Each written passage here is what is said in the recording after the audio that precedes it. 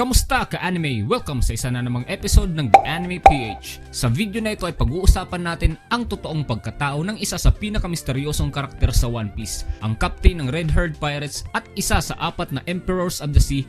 Walang iba kundi si Red Herd Shanks. Iisa-isahin kong talakayin ang mga impormasyon na alam ko na nagpapatunay na si Shanks ay isang Celestial Dragon. Mga sinyalis tungkol sa totoong pagkatao ni Shanks na matagal na palang fino-foreshadow o pinapakita sa atin ni Oda noon pa. Siguraduhin manood hanggang sa huling parte ng video mga ka-anime dahil hindi ko lang tatalakayin ang bloodline o pamilya ng Celestial Dragon na pinagmulan ni Shanks. Tatalakayin ko rin ulit maya-maya kung gaano kalakas at ano-ano ang mga taglay na abilidad ni Shanks. Pero bago tayo magsimula, kunting paalala lamang mga ka-anime, may mga impormasyon akong mababanggit sa video na ito tungkol kay Shanks na hindi pa ipinapakita sa anime sa ngayon, kaya as usual, manga spoilers ahead.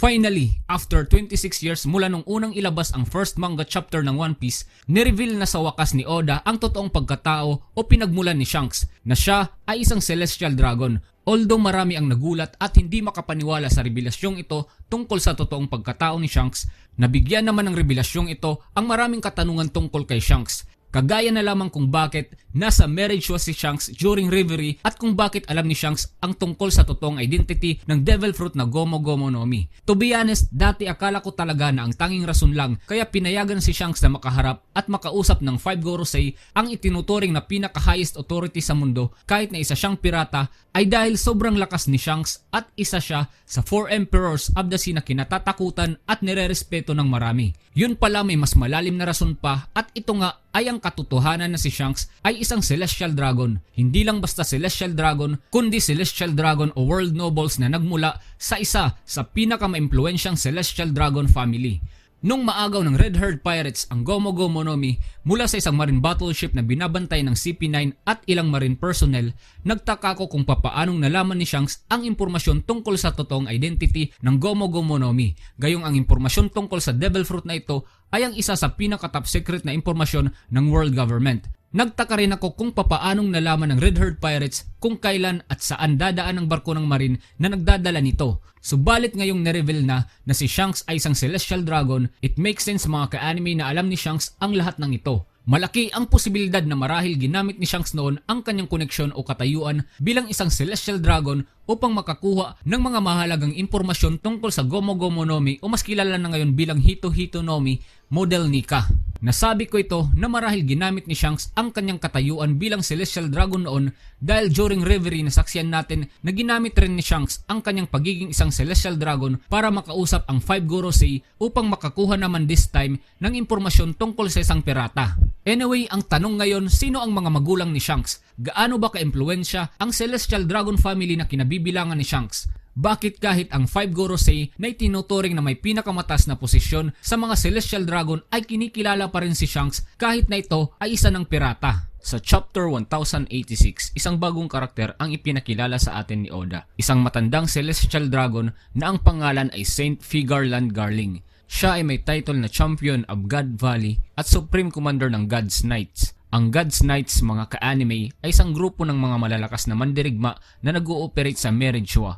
Ayon kay Fleet Admiral Akaino, ang God's Knights daw ay ang law enforcer sa Holy Land ng Merenchua. Ang bawat isa sa mga ito ay hindi lang malalakas, sila ay meron ring taglay na mas mataas na otoridad kaysa sa Marine. Kahit ang mga World Nobles o Celestial Dragons na itinuturing na mga Diyos sa mundo ng One Piece, basta magkasala may otoridad ang mga miyembro ng God's Knights patawan ng kaparusahan. Kaya naman bilang Supreme Commander ng God's Knights, si Saint Figarland Garling ay di mapagkakaila na sobrang lakas na individual at isang Celestial Dragon na mas maimpluwensya kumpara sa ibang Celestial Dragons. Siya mga ka-anime ang sinasabing ama ni Shanks. Ngunit ano nga ba ang mga patunay na si Saint Figarland Garling ang ama ni Shanks? Well, bago pa opisyal na ipakilala si Saint Figarland Garling sa kwento, nalaman na natin sa One Piece Film Red pa lang na ang apelyido ni Shanks ay Figarland. Ito ay dahil sa eksenang ito, nabanggit ng Five Gorosei na si Ota ay may dugong Figarland. Wala silang ideya na adopted daughter lang si Ota ni Shanks at hindi tunay na anak. Anyway, although hindi masyadong naging big deal na malaman ang apelyido ni Shanks during One Piece Film Red dahil hindi pa natin kilala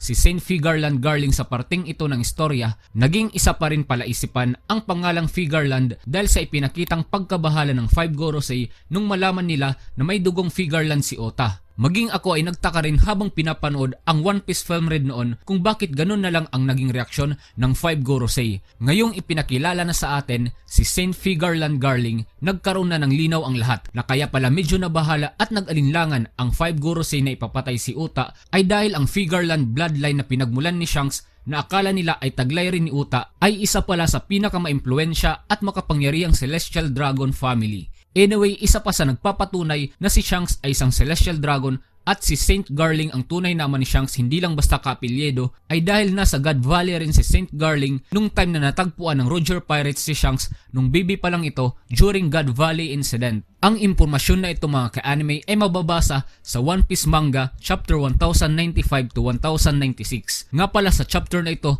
makikita rin ang batang version ni Saint Figarland Garling at mapapansin ang pagkakapareho ng itsura ng mukha niya nung bata pa siya sa itsura ng mukha ni Shanks ngayon. Considering this at ang mga ebidensya na nabanggit ko mula pa kanina, this confirms mga ka-anime na si Shanks nga ay isang Celestial Dragon at si Saint Figarland Garling na isa sa pinakamakapangyarihan at maimpluwensyang Celestial Dragon sa mundo ng One Piece ay ang kanyang ama. Anyway, ngayong alam na natin na si Shanks ay isang Celestial Dragon, ang tanong masamang tao o magiging evil character na ba si Shanks? Ang sagot ay hindi mga ka-anime. Hindi ibig sabihin na dahil isa siyang Celestial Dragon ay masama na rin siya kagaya ng karamihan sa mga Celestial Dragon na kilala natin. Although minsan ginagamit ni Shanks ang katayuan niya o posisyon bilang World Nobles para makuha ang ilang bagay na kailangan niya katulad ng mga mahalagang impormasyon na tinatago ng World Government, ni isang beses hindi ni Shanks ginamit ang kanyang bloodline o pagiging Celestial Dragon para gumawa ng kasamaan, yumaman, sumikat o mang-api ng ibang tao kagaya ng ginagawa ng ibang Celestial Dragons. Ang pangalan na nagawa ni Shanks para sa kanyang sarili sa mundo ng One Piece ay nakamit niya gamit lamang ang kanyang sariling lakas at kapangyarihan at hindi dahil isa siyang Celestial Dragon. Anyway, speaking of lakas at kapangyarihan, pag-usapan naman natin mga ka-anime kung gaano nga ba kalakas si Shanks. Ano-ano ba ang mga taglay niyang abilidad at bakit siya ang itinuturing na ngayon na pinakamalakas na Emperor of the Sea? Sa apat na kasalukuyang Yonko na sila Buggy, Blackbeard, Luffy at Shanks, si Shanks ang nagtataglay ng pinakamalakas na Conqueror Saki. Ang kanyang bounty na nagkakahalaga ng 4,048,900,000 berries ay ang pinakamataas rin sa kanilang apat. Ang nakakabilib pa rito mga ka-anime, ang posisyon na Emperor of the Sea ay nakamtan ni Shanks kahit wala siyang taglay na Devil Fruit Power. Noon at ngayon, siya lang ang tanging Emperor of the Sea na hindi umaasa sa Devil Fruit Power sa pakikipaglaban. Isa sa pinakabagsik na ginawa ni Shanks sa kwento ng One Piece ay ang pagpigil niya sa nangyayaring digmaan sa Marineford sa pagitan ng Whitebeard Pirates at buong pwersa ng Marine nang walang ginagawang anumang klaseng pag-atake. That time sa Marineford, kahit nagtipon-tipon mga ka-anime ang napakaraming mga halimaw sa lakas sa mundo ng One Piece, silang lahat ay walang nagawa kundi sumang-ayon sa kagustuhan ni Shanks at ng Red-Haired Pirates na itigil na ang laban ng nangyayari. Maging si Admiral Akainu at ang Fleet Admiral noon na si Sengoku na malalakas at mga kilala sa pagiging sobrang galit sa mga pirata ay walang nagawa kundi pumayag sa kagustuhan ni Shanks na itigil na ang gera at pumayag sa hiling ni Shanks na kunin ang katawan ni Ace at Whitebeard para bigyan ng maayos na libing. Ang ginawang ito ni Shanks noon at ng Red-Haired Pirates na pagpapahinto sa nangyayaring gera sa pagitan ng Whitebeard Pirates at buong pwersa ng Marine ay ang isa sa pinaka hindi makakalimutang pangyayari o eksena sa kwento ng One Piece. At ito ay di mapagkakailang nagpapatunay kung gaano kalakas si Shanks at ang kanyang pirate crew. Ngunit thinking about it now mga ka-anime, ngayong alam na nating isang Celestial Dragon si Shanks, marahil maliban sa taglay na lakas ni Shanks at ng Red-Haired Pirates, ang isa pa sa mga rason rin siguro kaya pumayag si Admiral Akainu at former Fleet Admiral Sengoku sa kailingan ni Shanks na itigil na ang gera ay dahil marahil alam nila ang totoong pagkatao ni Shanks na si Shanks ay isang Celestial Dragon. Naisip ko lang ito kasi hindi kasi kapanipaniwala masyado na basta-basta na lang susunod sa kahilingan ng isang pirata o pirate crew ang buong pwersa ng Marine, lalong-lalo na sila Akainu at Sengoku dahil lang malakas si Shanks at ang mga miyembro ng Red-Haired Pirates. Remember mga ka-anime na halos buong pwersa ng Marine ay nasa Marineford during Summit War. Marami silang dalang pasifista at nasa panig rin nila ang ilang miyembro ng 7 Warlords of the Sea. Konti na lang matatalo na nila ang buong pwersa ng Whitebeard Pirates dahil napatay na nila si Whitebeard at si Ace. Kaya naman naisip ko na hindi ka panipaniwala masyado na basta-basta na lang ang mga Marine titigil lalo na ang mga admiral ng Marine dahil lang malakas si Shanks, maliban na lang kung may mas malalim pa na dahilan kagaya na lamang nga ng pagiging Celestial Dragon ni Shanks. Anyway, kung nakaapekto man ang katayuan ni Shanks bilang isang Celestial Dragon at hindi lang ang posisyon niya bilang isa sa Emperors of the Sea para mapapayag ang matataas na opisyal ng Marine na itigil na ang gera ay hindi na mahalaga sa ngayon dahil hindi pa rin may pagkakailan nito na si Shanks lang at ang kanyang pirate crew ang tanging nakapigil sa Summit War. Nagpapatunay kung gaano siya at ang Red Herd Pirates kalakas at ka-impluensya. Nga pala, bago pa siya dumating sa Marineford para pahintuin ang gera, pinigilan rin ni Shanks si Kaido, ang binansagang strongest creature in the world, na atakihin si Whitebeard isang araw bago magsimula ang Summit War sa Marineford. Although hindi natin nakita ang labanang nangyari sa pagitan ni Shanks at Kaido, considering na napatras niya si Kaido sa plano nito ay isa rin sa mga nagpapahiwatig kung gaano kalakas si Shanks at ang kanyang pirate crew. Sa One Piece episode 1081, nasaksiyan natin ang isang halimbawa kung gaano kalakas ang Conqueror Saki ni Shanks at kung bakit siya ang itinuturing na ngayon na may pinakamalakas na haki sa kasalukuyan. Habang nasa labas ng bansang Wano, gamit lamang ang Conqueror Saki power niya, napigilan ni Shanks na gumalaw at mapatigil sa pag-atake ang isang admiral ng Marine na si Admiral Green Bull. Nagawa ito ni Shanks sa isang admiral ng Marine, isa sa itinuturing na greatest military power ng world government kahit na ilang kilometro ang layo niya kay Admiral Green Bull. Sa One Piece Film Red naman, nakita natin kung papaanong pinatumba ni Shanks maging ang ibang mga Vice Admiral ng Marine gamit lamang ang lakas ng kanyang Conqueror Saki. Kamakailan lang sa chapter 1079, ipinamalas naman ni Shanks kung gaano siya kalakas at kagaling sa paggamit ng espada at kung bakit siya ang dating itinuturing na karibal ni Mihawk ang strongest swordsman in the world. Gamit ang kanyang advanced observation haki na mas malakas pa sa advanced observation haki ni Katakuri ng Big Mom Pirates, inunahan ni Shanks atakihin si Captain Kidd. At gamit ang kanyang sword technique na tinatawag niyang Divine Departure, sa isang tirahan lang tinalo ni Shanks si Captain Kidd, isang pirata na may 3 billion berries na bounty at isa sa mga tumalo kay Big Mom at ngayon ay meron ng Awakened Devil Fruit power.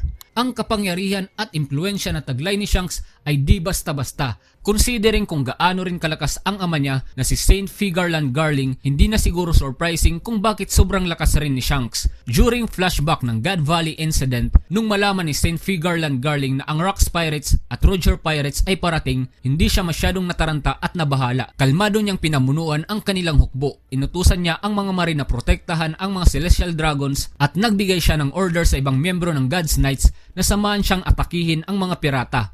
After that, although hindi na ipinakita sa atin ang iba pang mga nangyari, it is possible na nilabanan niya kasama ang ibang God's Knights ang ibang miyembro ng Rocks Pirates. Nasabi ko ito dahil alam naman natin kung gaano ka-legendary ang Rocks Pirates at gaano kalakas ang mga miyembro nito, subalit natalo pa rin sila sa God Valley incident. Yes mga ka-anime, alam kong ang sinasabi lang na nakatalo sa Rocks Pirates ay ang pinagsanib na puwersa ng Roger Pirates at ni Garp. Hindi na mention ang pangalan ni Saint Figarland Garling unang God's Knights. Subalit ang impormasyon na ito na si Garp at ang Roger Pirates ang nakatalo sa Rocks Pirates ay ibinunyag sa atin nung time na hindi pa ipinapakilala ang God's Knights at si Saint Figarland Garling. Ngayong alam na natin na nasa God Valley incident rin ang God's Knights, it is impossible na wala silang ginawa para protektahan ang mga Celestial Dragons. It will make more sense na kaya natalo ang legendary pirate crew na Rocks Pirates sa kabila ng pagkakaroon nito ng malalakas na mga miyembro ay dahil ang kalaban nila ay ang pinagsanib na puwersa ni Garp, Roger Pirates at God's Knights.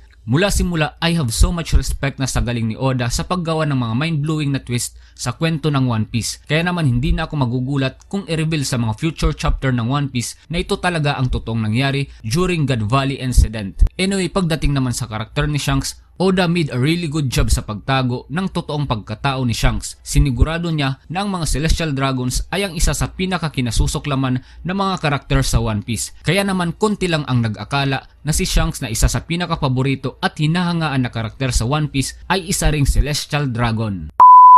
At dito nagtatapos ang topic natin tungkol sa totoong pagkatao ni Shanks at kung gaano siya kalakas. Maraming salamat ka-anime at umabot ka sa puntong ito ng video. Sana ay nag-enjoy ka sa panunood at sana nakatulong itong video para mas makilala pa natin ang mga karakter sa astig na anime na ito na One Piece. Kung may gusto kayong isuggest na topic tungkol sa One Piece na gusto nyong talakayin ko, i-comment nyo lang ito sa comment section sa baba. At syempre bilang suporta sa channel namin, please huwag kalimutang mag-iwan ng like at mag-subscribe kung hindi ka pa nakasubscribe. I-share mo na rin ang video na ito sa kaibigan mo na fan rin ng One Piece para astig. Muli, maraming salamat at shoutout sa inyo mga ka-anime.